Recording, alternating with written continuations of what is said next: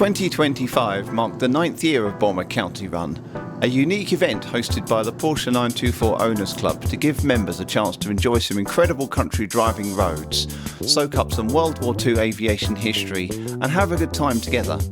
It is based throughout Lincolnshire, renowned for its RAF bases and home to bomber aircraft in the Second World War, hence the nickname Bomber County. Colsterworth Services on the A1 was chosen as the meeting point, which was also the site of the former RAF North Witham.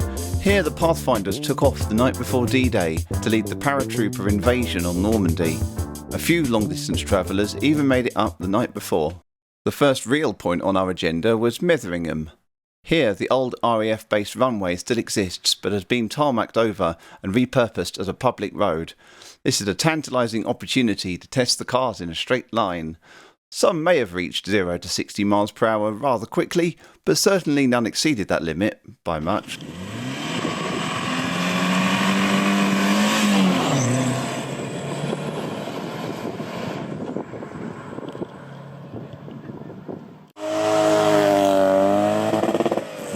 My clutch likes me. We also lined up the cars in arrow formation with a view of the old RAF control tower behind in the distance. One of our newest members, M, won the weekend's photo competition with this very picture.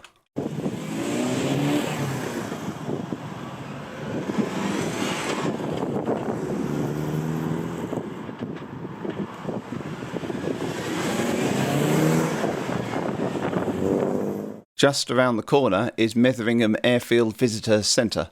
Our events manager Ed became our impromptu tour guide for the visit, but he did organise the entire weekend and he lives locally, so he knows the background. I even recorded him telling some relevant historical story, but messed up the camera mic, so here's a silent video. Sorry Ed. This model shows the entire site and the Fog Investigation Dispersal Operation, or FIDO, designed to burn off surrounding fog with huge amounts of ignited petrol plumbed throughout the site. Touring the room stuffed full of World War II RAF memorabilia, we also explored a hangar mostly full with a C-47 Dakota, which was still in civilian use until the year 2000. One wonders whether the aeroplane or the building was put in place first. We departed Metheringham in convoy with as much organisation and pride as possible.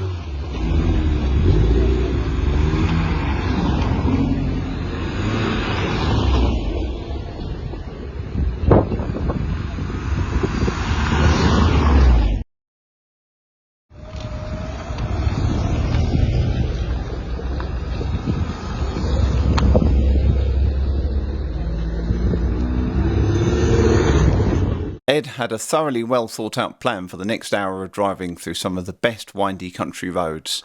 Not fiddly back lanes, but not just boring straight lines either. This type of driving suits the 924's impeccable handling extremely well. The only downside is rather high petrol consumption, and possibly oil too. If someone tries to tell you Lincolnshire is flat and boring, let them believe it. We're quite happy to keep roads like this a secret. After this back road blast, we arrived at the campsite, a secluded location arranged by one of our members with fabulous views, and the only sounds those of the country, weather and wildlife. Setting up camp was a leisurely affair before going out for dinner. This gave the perfect chance to interview young member Mark and organiser Ed. How did you find the club in the first place? How did you discover us? You bought a 924 first, or you found the club first? So we were looking for like a bit of a sort of classic retro car. I was sort of looking around the types of car that we can have. Kind of came across 924, but also the 924 Owners Club sort of at the same time. And we had a bit of a look into the club and realised it was quite an active club, you know, quite a very friendly club, and you know, it wasn't very cliquey or anything. And that was, you know, that along with the car as well was really good fun. And that was, you know, one of the driving things for deciding to buy a 924 and joining the club. How did you realise we were friendly and active? What did you see? Things on the internet or just friends that you knew? So a combination of, through a few of our friends, they'd had 924s and interaction with the club. But we had also seen you at like events at like the NEC and Facebook and that sort of thing. So my partner's kind of quite into the Young Owners Club as well, which again is quite unusual for this age of car. We came with one last year as well, had a great time, and we're really early to sign up for this one as well. So what makes this event so much better than all the others? I'm a bit of a history geek, so I quite enjoy all the the going around all the RAF bases and that's yes, would thoroughly recommend the driving routes right here. Oh, hi Ed. Hello. Bomber County Runs is now in its 9th year. Why do you think people love this event so much? I think it's grown over the last few years, particularly because we've got this camping part of it, which means that we don't have to break up the party as we go along. It's a good mix of being a family event and also a driving event, but also a bit of a history as well. So it seems to have worked incredibly well over the last few years and become really popular. Okay. Are there people who attend this event who aren't even part of the club? Yeah, so we get people who ask to come to the event, and I've got a few people who are not 924 owners but part of the club who like to come along to it. So it's one of those events that doesn't necessarily mean you have to be a 924 owner, but if you're part of the club then you can come along to it as well and enjoy the event for what it is. Okay. Any particular ideas of what you're going to do next year yet? Oh no. The thing is, what tends to happen with it is we try to do a different route every year. So even if you have been on a previous run, then every single one has been different. So every route we take is different. And sometimes what we do is some new venues open up. So like this year we're going to RAF Binbrook, which has been completely closed for nearly 30 years. And we're one of the first clubs to ever get into it. So it's going to be fantastic tomorrow. But we'll see what 2026 brings. Okay. And what are we all doing tonight? So we're off to the Revesby Red Lion, one of the many Red Lions around this area, and we're going to have a really fantastic meal, and then I'll probably bore some of them with some stories afterwards. Excellent, thank you. So, day 2. After a stormy night, we packed up camp and made our way to the North Lincolnshire Aviation Heritage Centre, or as we like to call it, former RAF Hibblestone. They served us a classic full English breakfast in their restored naffy room for a very reasonable price. Hibblestone's role in World War II was simple: protect the factories and bases around Lincoln from night raids, and later in the war as a training base. In one incident, Margaret Horton of the Women's Auxiliary Air Force hitched an unexpected ride. In order to prevent planes overturning when taxiing, it was common for the WAFs to sit on the tailplane. The pilot on the fateful day, anxious to get airborne, forgot about her. Radioing to the tower that he thought there was something wrong with the aircraft, he was ordered to return without being told what had happened. Miraculously, the plane landed and Margaret was still in one piece. The crew were all killed on this one. Yeah, it's when you get the little personal bits like the razors and the watches and the bits that they'd have on them.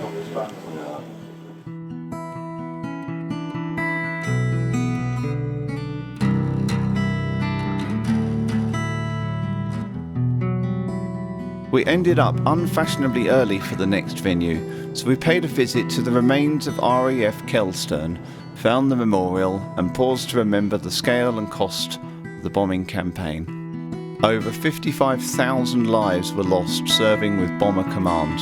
For every 100 airmen who flew with Bomber Command, 55 were killed, 12 became prisoners of war, and only 27 survived a full tour of 30 operations.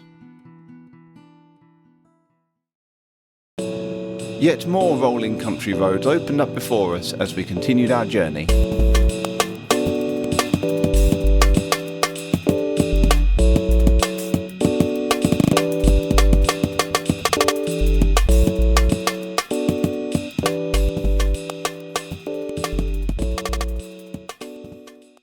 Our last venue was the newly reopened guard room at RAF Binbrook Collection, where our hosts were extremely enthusiastic about our cars. The customary tea and cake were absorbed, and a tour of their Lightning and Buccaneer gave us a taste of what they were working on. In World War II, it became a critical base for striking back against the Nazis. At huge cost though. Over 188 bombers were lost from here. In 1959, Binbrook entered the jet age with an extended runway for the Lightning, still one of the 6th fastest combat jets ever made. Awards were presented to members for the 2 best photos taken during the weekend, with a real piece of Lancaster bomber. You saw M's winning photo near the beginning. Runner-up Phil took this on the Sunday. If any of you had taken it at the learning, you would have won. Okay, so well done. Thank you.